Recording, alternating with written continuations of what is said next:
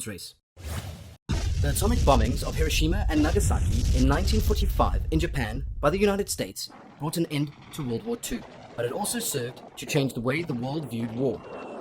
Here was a weapon that could destroy an entire city instantly, and the Soviet Union took notice.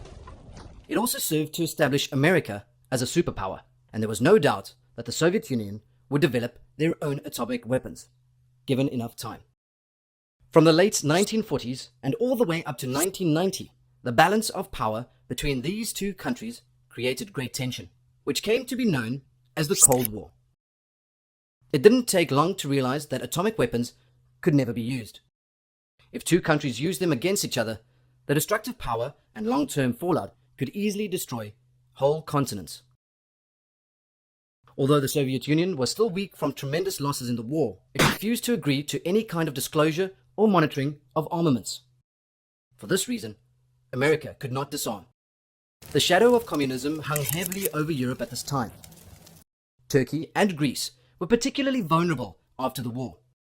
In 1947, America released a plan known as the Truman Doctrine.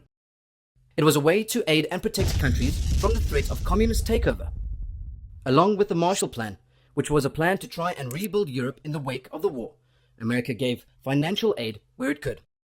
As a result of pressure from the Soviet Union, however, many Eastern European countries rejected the Marshall Plan.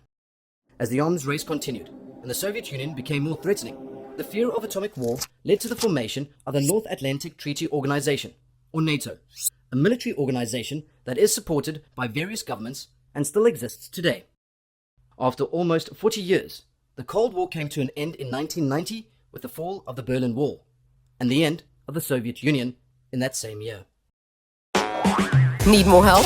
Subscribe to our channel or dive into our expert textbooks and get that learning edge.